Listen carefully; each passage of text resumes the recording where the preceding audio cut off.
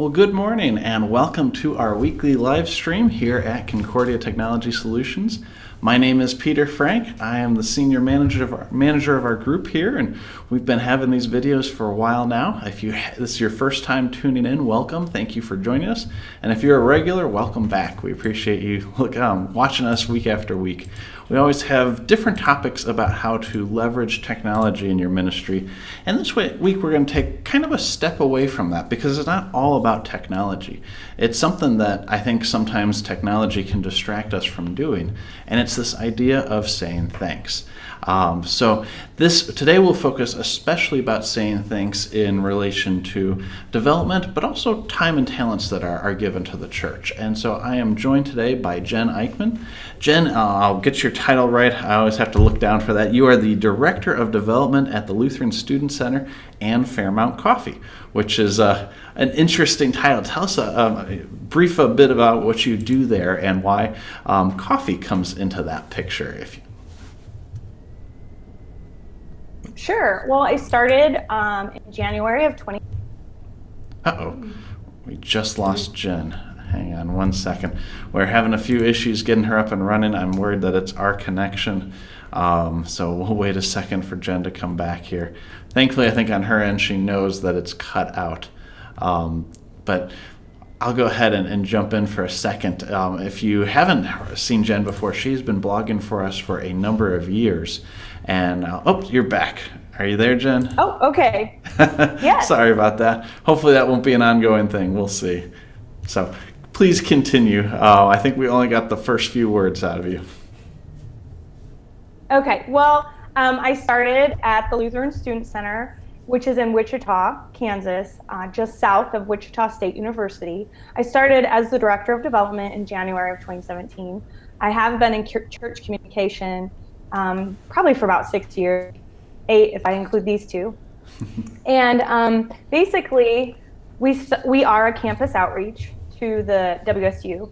And in August of 2017, we opened a coffee house, which has been a very exciting last year. We just actually, on Friday, celebrated our 1-year anniversary. That's awesome.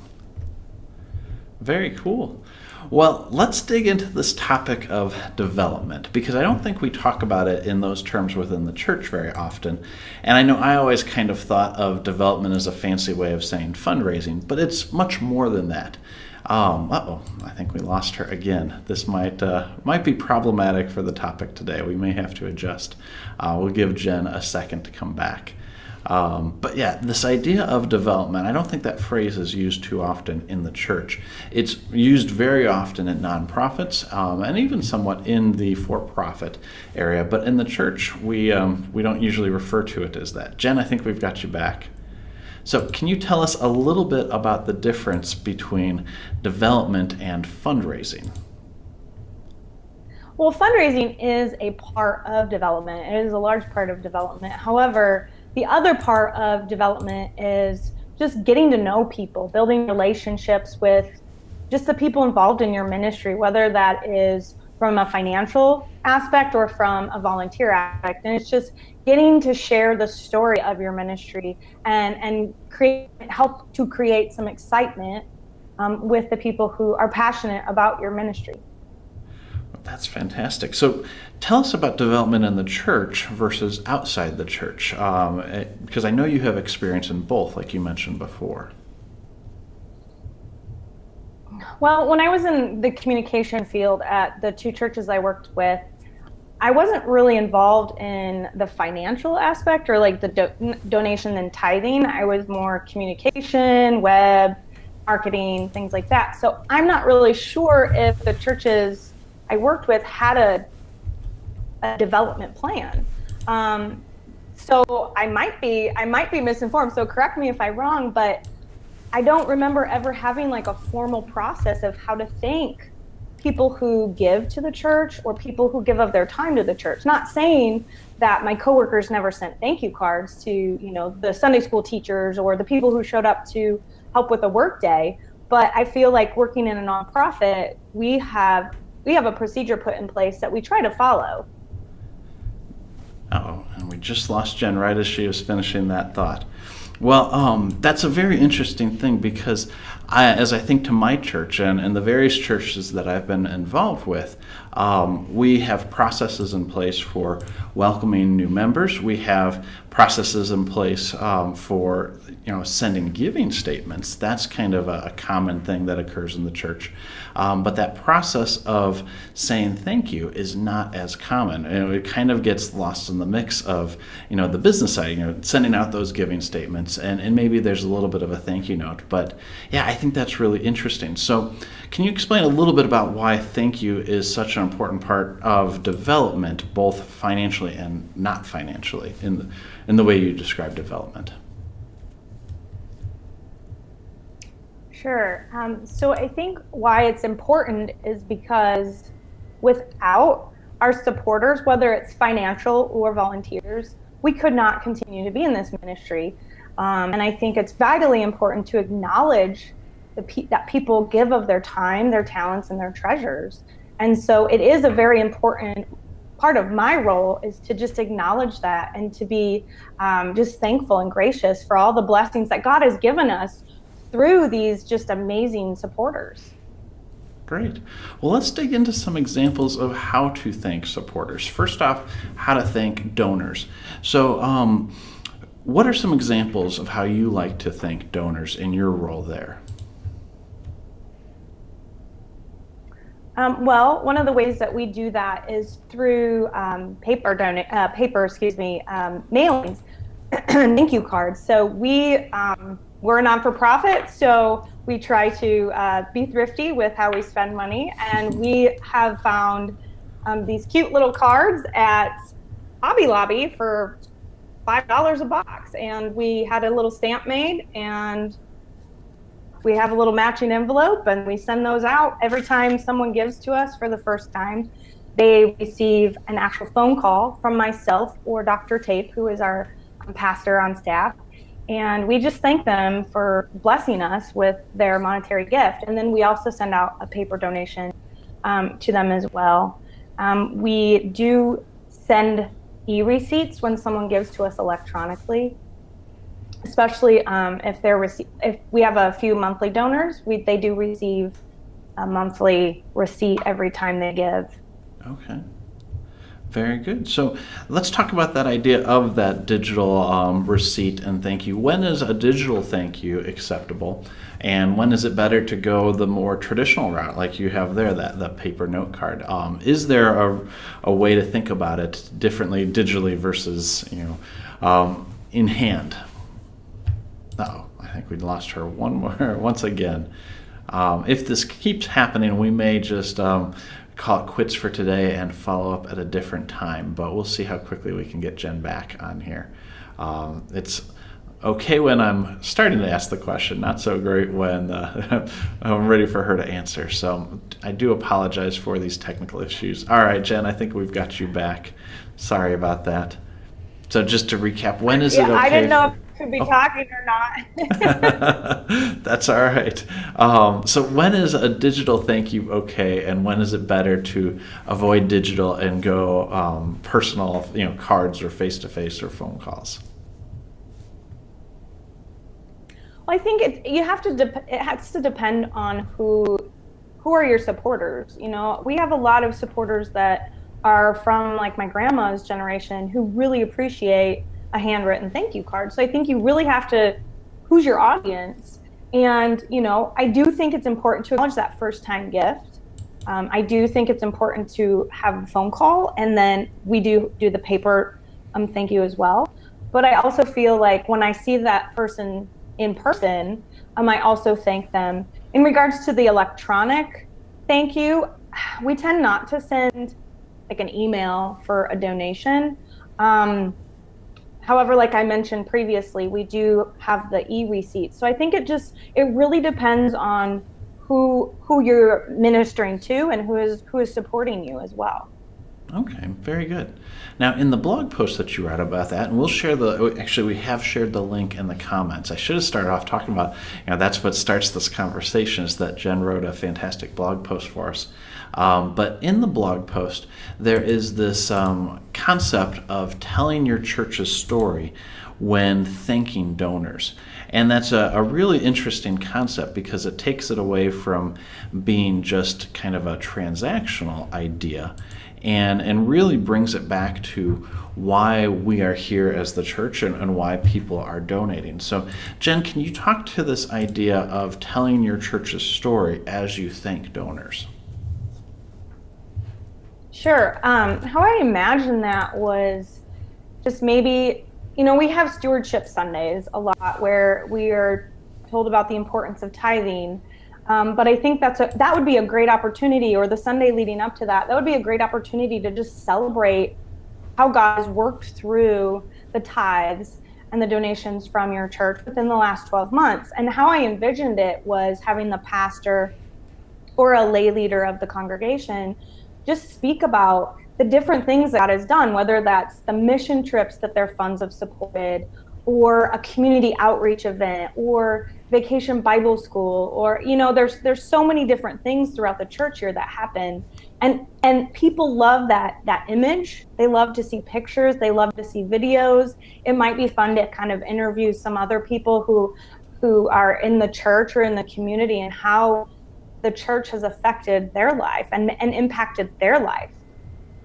That's great, and it really just kind of emphasizes that they're not giving financial gifts, they're giving ministry gifts. It's maybe one step removed, but it draws their attention back to that.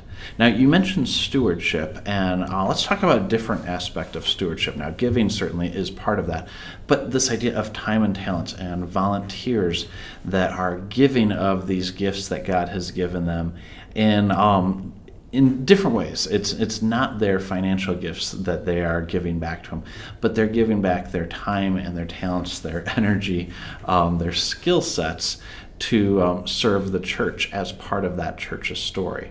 So it looks like there we go, Jenn. So Jenn, you're back. Tell us a little bit about different ways of thanking volunteers. What is your what's the different ways that you think volunteers compared to donors? And you mentioned this a little bit, but maybe dive in a little bit deeper. Thanking volunteers is just as important as thanking someone who gives you a monetary donation. Some people might not be able to give of their financial blessings, but they might be able to give of their time and their talents. And it takes both donations and volunteers to make ministry happen, right? So the really big difference that I've noticed between thanking donors and thanking volunteers is that we're a lot more public about thanking volunteers. I don't think, if like a family gave us a $500 gift, I wouldn't probably post that on Facebook. But if that same family came in and they mowed our lawn, I'd take a picture and post it on Facebook.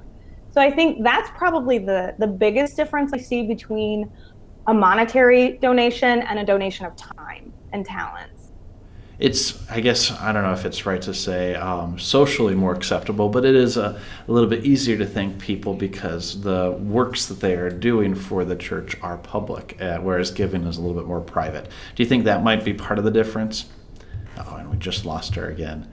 Well, I've got one more question for her when she gets back. Now, let's go through this idea of an example and action of the process. So Jenn described a little while ago about the process that they use there at Fairmount, at the Lutheran Student Center in Fairmount for thanking donors.